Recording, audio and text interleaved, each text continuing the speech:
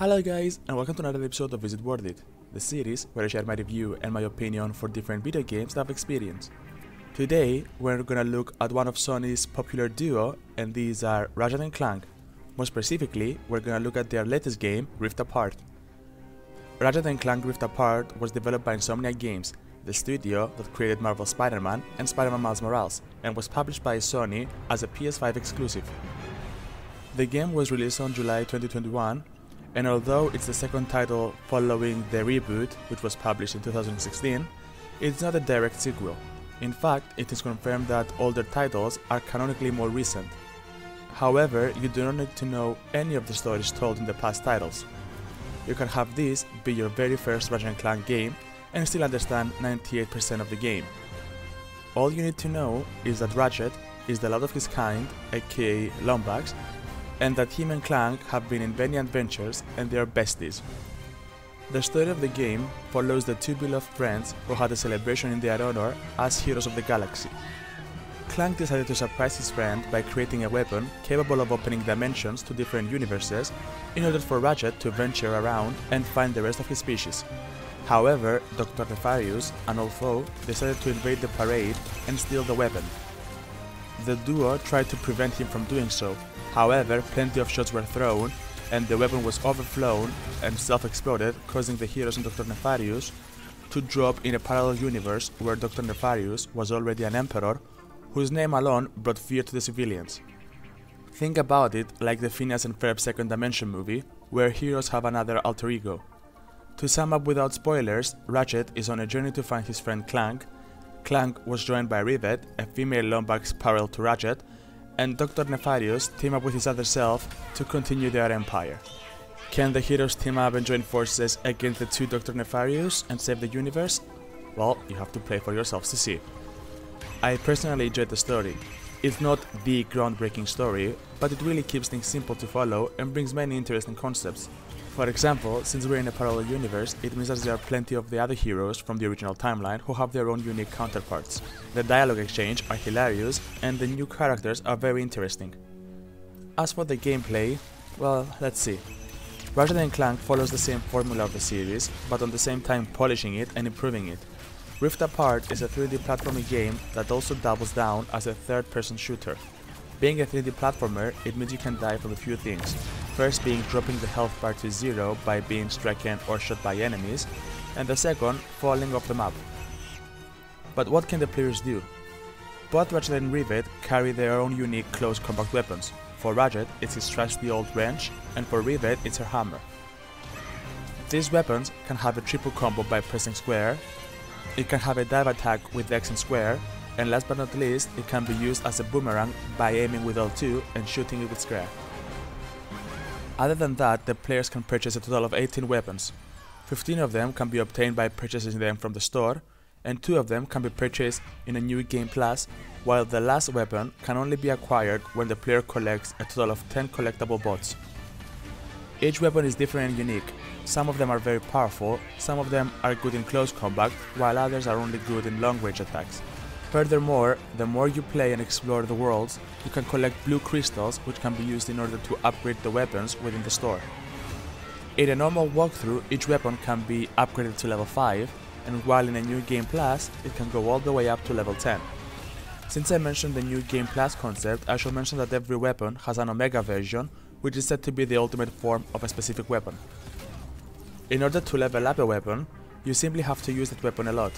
Every time a bullet, bomb or summon ally successfully hits a target, that weapon gains 1 XP. So it's best to use it on boss fights, since they can take a lot of bullets. The player can track the progress of the weapon by looking top right on the screen, while top left is the hero status. As for mobility, the heroes have certain amount of mobility abilities. To start things first, you move around with L3. Pressing it will cause the hero to sprint. The heroes can jump with X and double jump when pressing X again. Furthermore, holding X after a jump or a double jump, the hero can glide to prevent them from touching the ground or moving while in air. X on a wall can be used for the hero to wall bounce. Circle is used for phantom dashing. Dash can be used to reach further areas where the character could not reach or go through some barriers. During combat, Circle is used for dodging. Moreover, there are certain obvious walls with arrows where the characters can jump on, and by holding X they can wall walk. After a certain point in the game, the heroes are given a sort of boost boot where they can hover and speed around. This can be done with R1. After pressing it once, the characters can speed up by tapping the buttons more. Jumping while in speed covers a bigger range. L1 is used to interact with items within the map. To elaborate, there's platforms where you'll need to shoot a rope and keep hanging from items. Other items, once you grab with L1, will launch the hero away. The last thing to interact with L1 are the space rifts.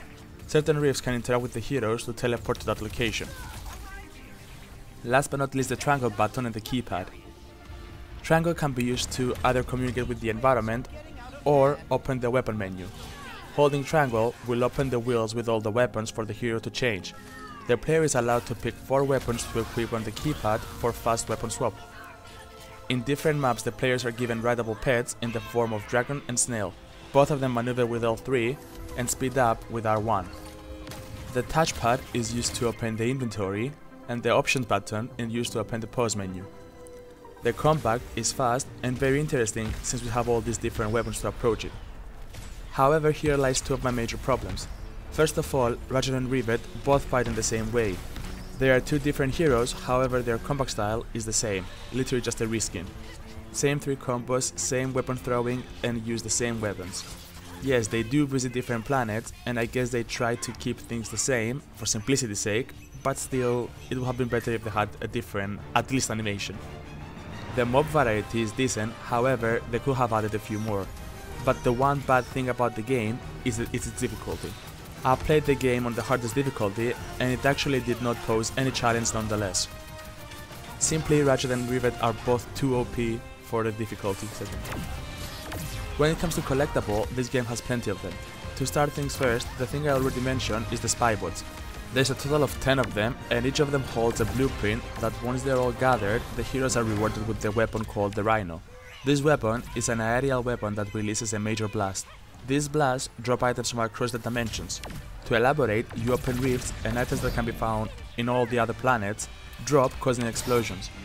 However, some of them are fun Easter eggs from other PlayStation properties like Jak and Daxter, Horizon, Sly Cooper, Uncharted, and others.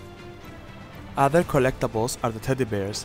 There's a total of 8 bears that once again can be found across multiple planets. The only thing that they reward the players though is just a trophy. In a planet called Savali, there's a total of 12 different lorbs that give you the player explanation of what happened to the Lombraxes.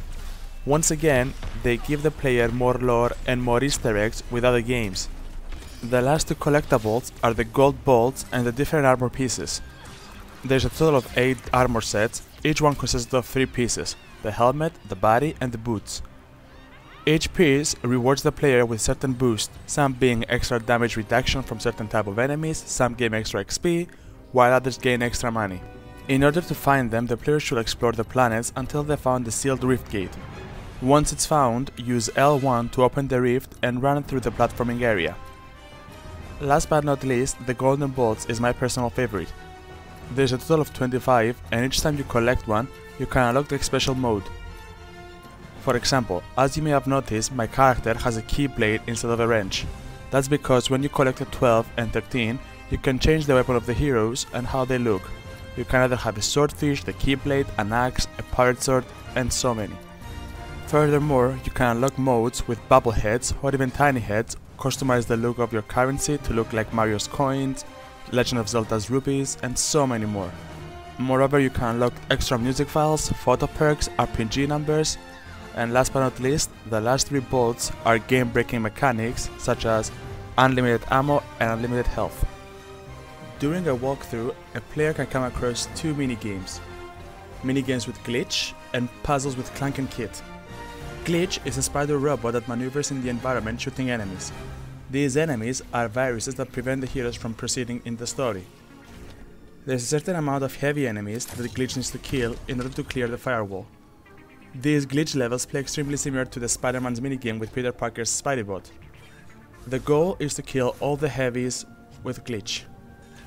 Glitch maneuvers the environment with L3, shoots with R2, uses EMP with X, and can also use L2 to fire on the heavies. Clank's and Kid's gameplay are puzzle platforms where the goal is to use orbs with various power-ups to help ghost robots reach a gate. All of this can be easily skipped, however I do not know if you still gain the trophies or not, and I will not recommend skipping them as they are fun. The game's animation is fantastic. Honestly, it shows the power of the PS5 in many aspects. Whether it's the interactive environment or the ray tracing, everything seems to be straight out of a movie. The music is nice and the worlds different from each other. All of the worlds also introduce different mechanics that changes the gameplay. Some have dangerous waters while others rely on more grinding around. Some have major spaces where the player should rely on speed to open gates, while others rely on pink crystals that alter between dimensions. It's not an understatement to say that the Insomniac games put a lot of effort and care when building them. The last thing I should mention though is a glitch I came across that happens all the time. Every time you jump in between two crates, you get stuck until Ratchet or Rivet gets knocked back or die. There is plenty of surfaces that occur and it's really annoying. Also, there is plenty of areas where they seem reachable. However, once you jump onto them, instead of landing on top, you die. Some of the areas in fact are areas where you're supposed to go, however, you first have to press square in order to lift them at least 2 centimeters up, which is really not fun to do. It should have been there from the beginning. Overall, it's a great game that shows the evolution of gaming. The controller feedback is amazing, and it's quite refreshing playing a PS5 title after a long time. The Platinum Trophy can be acquired within 25 hours. I would not say that this is the best game in creation, but I'm not gonna pretend like it's a mediocre or simply good game, as it's more than that. I hope you guys enjoyed the video. If you did, please leave a like and subscribe. Tell me in the comments below if you played the game or if you will. Also, tell me what's your favorite Easter egg. For me, it has to be the Kingdom Hearts Keyblade weapon skin. Take care, and I'll see you all in the next one. See ya!